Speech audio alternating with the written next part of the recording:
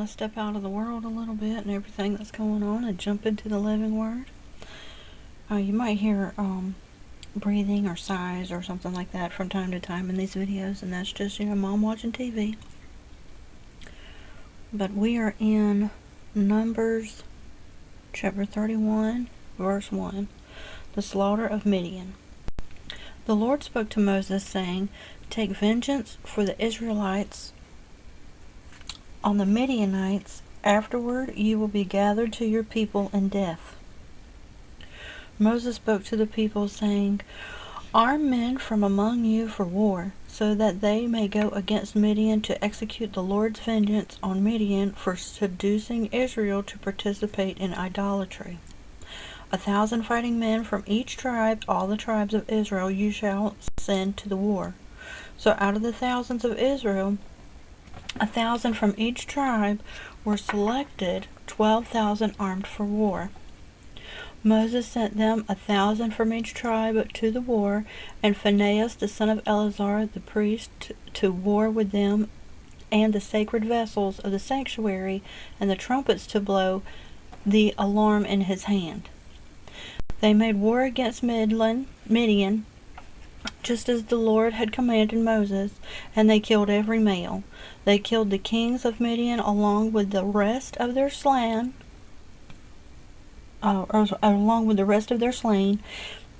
Evi and Rechem and Zur, the father of Cosbi, and Hur and Reba, the 5 kings of Midian. Also Balaam, the son of Beor, they killed with the sword. The sons of Israel captured women of Midian and their children, and all their cattle, and all their livestock, and all the property they took as spoils of war. They burned all the cities where they lived and all their encampments with fire. They took all the plunder and all the spoils of war, both people and livestock. So, spoils are the things that you acquire once you do something. If you spoil a child, it's because you give them everything. So spoils are essentially something that you receive. Everything. You either take it, like in times of war, such as this. They took all the plunder and all the spoils of war, both people and livestock. Then they brought the captives, the spoils, and the plunder to Moses and Eleazar, the priest, and the congregation of the Israelites at the camp on the plains of Moab by the Jordan River across from Jericho. Moses and Eleazar the priest and all the leaders of the congregation went out to meet them outside the camp. But Moses was angry with the officers of the army, the commanders of thousands and of hundreds who served in the war. And Moses said to them, "Have you let all the women live? Look, these are the women who caused the Israelites by counsel of Balaam to trespass against the Lord in the matter of Peor, and so a plague came among the congregation of the Lord. Now therefore kill every male among the children, and kill every woman who is not a virgin. But all the young girls who have not known a man intimately, keep alive for yourselves to marry.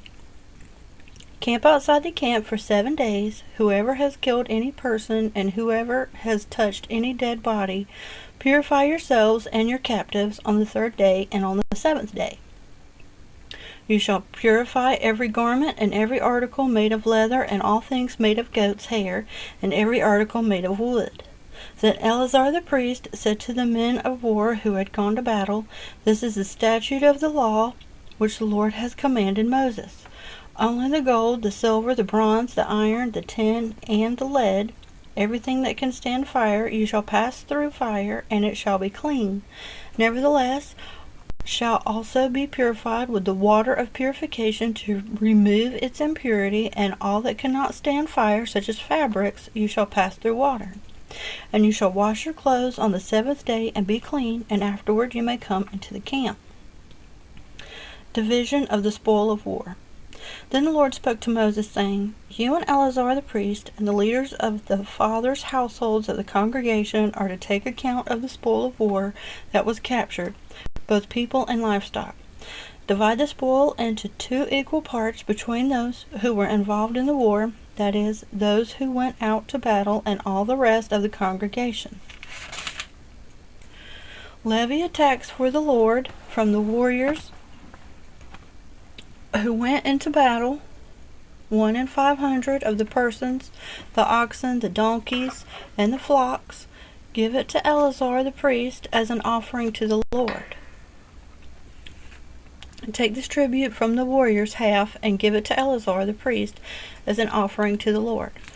From the Israelites, half of the spoil you shall take out one of every 50 of the persons, the oxen, the donkeys, the flocks, and all of the livestock, and give them to the Levites who are in charge of the tabernacle of the Lord. Moses and Eleazar the priest did just as the Lord had commanded Moses. The plunder that remained from the spoil of war which the warriors had taken was 675,000 sheep, 72,000 cattle, 61,000 donkeys, and 32,000 persons in all, of the Midianite women who were virgins. The half share, the portion of those who went to war, was 337,500 sheep in number. And the Lord's levy tax on the sheep was 675. The cattle were 36,000, from which the Lord's levy was 72. The donkeys were 30,500, from which the Lord's levy was 61. The persons were 16,000, from whom the Lord's levy was 32 persons. Moses gave the levy, which was the Lord's offering, to Eleazar the priest, just as the Lord had commanded Moses. As for the Israelites' half, which Moses separated from that of the warriors, now the congregation's half was 337,500 sheep, 36,000 cattle, 30,500 donkeys, and 16,000 people. And from the Israelites' half, Moses took one out of every 50, both of persons and animals, and gave them to the Levites who were in charge of the tabernacle of the Lord, just as the Lord had commanded Moses. Then the officers who were over the thousands of the army, the commanders of thousands and hundreds, approached Moses. And they said to him, Your servants have counted the warriors under our command, and not one man of us is missing. So we have brought as an offering to the Lord what each man obtained: articles of gold, armlets, bracelets, signet rings, earrings, necklaces, to make atonement for ourselves before the Lord. Moses and Eleazar the priest took the gold from them, all the handmade articles.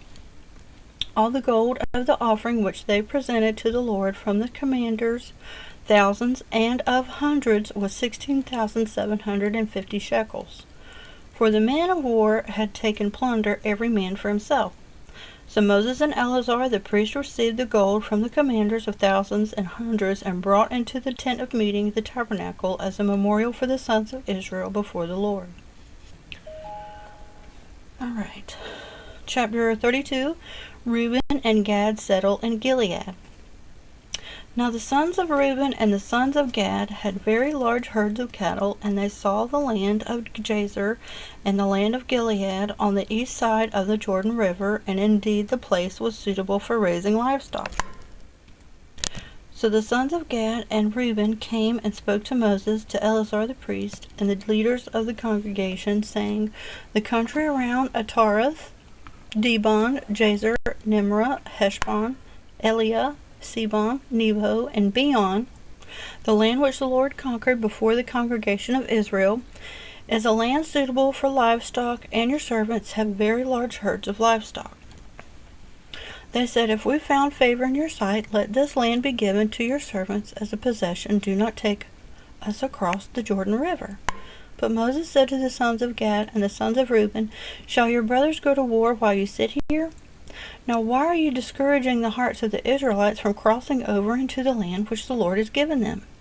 This is what your fathers did when I sent them from Kadesh Barnea to see the land. For when they went up to the valley of Eshcol and saw the land, they discouraged the hearts of the Israelites, so that they did not go into the land which the Lord had given them. And the Lord's anger was kindled on that day, and he swore an oath, saying, None of the men who came up from Egypt from 20 years old and upward shall see the land which I promised to Abraham and to Isaac and to Jacob, because they have not followed me completely, except Caleb, the son of Jephunneh, the Kenizzite, and Joshua, the son of Nun, for they have followed the Lord completely. So the Lord's anger was kindled against the sons of Israel, Jacob, and he made them wander in the wilderness for 40 years until the entire generation of those who had done evil in the sight of the Lord was destroyed. Now look, you tribes of Reuben and Gad, has risen up in your father's place a brood of sinful men to add still more to the fierce anger of the Lord against Israel. For you turn back from following him completely, he will once again leave them in the wilderness, and you will destroy all these people. But the people of Reuben and Gad approached Moses and said, We will build sheepfolds here for our flocks and walled cities for our children. But we will be armed and ready to go to war before the other tribes of the Israelites until we have brought them to their place, while our children live in the fortified cities because of the inhabitants of the land.